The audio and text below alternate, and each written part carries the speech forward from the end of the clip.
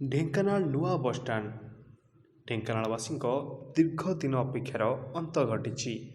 ନୂଆ ରୂପରେ ଝଲସୁଛି ଢେଙ୍କାନାଳ ବସଷ୍ଟାଣ୍ଡ। ଯୁଆଡ଼େ ଦେଖିବେ ସିଆଡ଼େ ଚକାଚକ। ଯାହା ବି ବାକି କାମ ସେସବୁ ଯୁଦ୍ଧକାଳୀନ ଭିତ୍ତିରେ ଚାଲିଛି। ଖରା ବର୍ଷାରେ ଯାତ୍ରୀ ହେଉଥିଲେ କେତେ ହନ୍ତସନ୍ତ। ଯାତ୍ରୀଙ୍କ ଲାଗି ରହିବା, ଖାଇବା, ପିଇବା, ବସିବା, ମୋବାଇଲ ଫୋନ୍ ଚାର୍ଜ ଓ ଶୌଚାଳୟ ଆଦି ବ୍ୟବସ୍ଥା ରହିଛି। ସମୟ ଅନୁଯାୟୀ ପୁରୁଣା ବସଷ୍ଟାଣ୍ଡରୁ ବସ୍ଗୁଡ଼ିକ ନୂଆ ବସଷ୍ଟାଣ୍ଡ ଭିତରେ ପ୍ରବେଶ କରୁଛି। ସମୟ ଅନୁସାରେ ଯାତ୍ରୀଙ୍କୁ ଧରି ବସ୍ ଯାତ୍ରୀଙ୍କ ଗନ୍ତବ୍ୟ ସ୍ଥାନକୁ ନେଉଛି।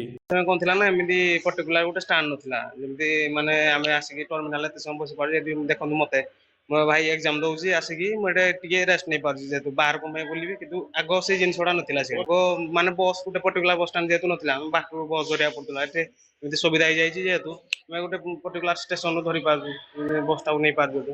ସେଇଟା ଗୋଟେ ସୁବିଧା ହେଇଯାଇଛି।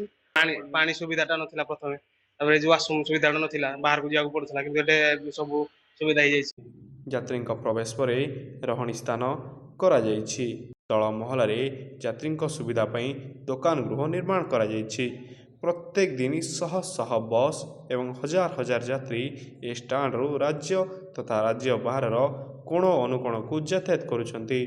ବହୁତ ସୁବିଧା ପାଉଛି। ଆଗ ଅପେକ୍ଷା ରୋଡ଼ ସାଇଡ଼ ଛିଡ଼ା ହେଉଥିଲେ, ପୁଣି ଏପଟେ ବସଷ୍ଟାଣ୍ଡ ପୁଣି ଯିବା ପାଇଁ ଆସିବା ପାଇଁ ହଇରାଣ ହେଉଥିଲେ। ରୋଡ଼ ସାଇଡ଼ରେ ବାଇକ୍ ମୋଟର ଗାଡ଼ି ଫାଡ଼ି ବାଡ଼େଇ ଦେବାର ବହୁତ ଆକ୍ସିଡେଣ୍ଟ ବି ହେଉଥିଲା। ତା ଅପେକ୍ଷା ଏଠି ସୁରକ୍ଷିତ ରହିଲେ ବସ୍ ଯାତ୍ରୀମାନେ ରହିବା ପାଇଁ ସୁବିଧା ହେଇଯିବ। ଲାଟ୍ରିନ୍ ବାଥରୁମ୍ ଅଛି, ଆଉ ବସିବା ପାଇଁ ଅଛି ସୁବିଧା। ନୂଆ ବସଷ୍ଟାଣ୍ଡରେ ସମସ୍ତଙ୍କୁ ସବୁ ସୁବିଧା ମିଳୁଛି। ଢେଙ୍କାନାଳ ବସଷ୍ଟାଣ୍ଡ ପରିସରରୁ କୃଷ୍ଣ କୁମାର ପରିଡ଼ାଙ୍କ ରିପୋର୍ଟ, AMC ନ୍ୟୁଜ୍।